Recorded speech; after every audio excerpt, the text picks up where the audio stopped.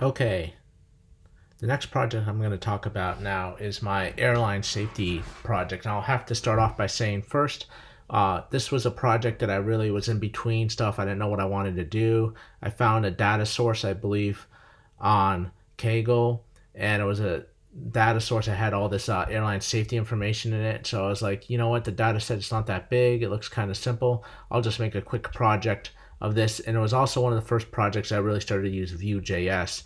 And this project is a few months old, and like I said, I have a few backup projects I need to get videos up on. So this is what I'm doing, is going back and doing that for all these projects. So it's made, like I said, with Vue.js for the client, and on the server side, it's all Python and Pandas. So the Pandas code there, and it uses Flask, of course, from Python.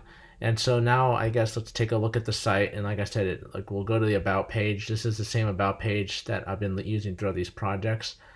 And I actually made this site look like a very different site than normally. It looks like something I would make like 2 years ago. And I'm not sure why I did that. Again, I made this project months ago. And here's this page right here. And I don't even know if it's responsive. Yeah, it is actually somewhat responsive. So we have that.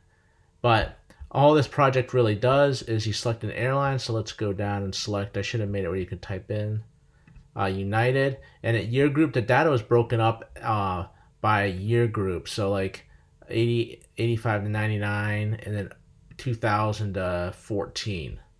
So this will basically tell us, uh, we'll use, it'll create a graph and it'll show you that incidents. There's 19 incidents during this year from 85 to 99 with United slash Continental, 8 fatalities, 8 fatal, and the fatalities are 319.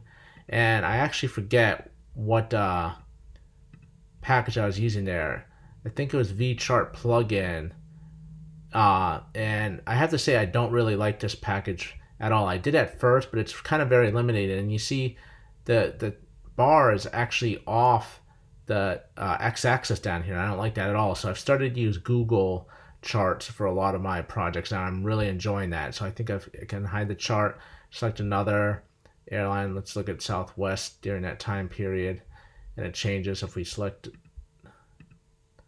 it'll change as well. So it's dynamic in that sense, but that's really all this project was. It was a very simple project that I was doing to basically learn a little bit more with Vue.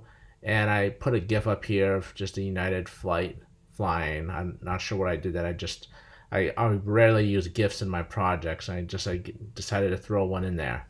So yeah, that's it for this project.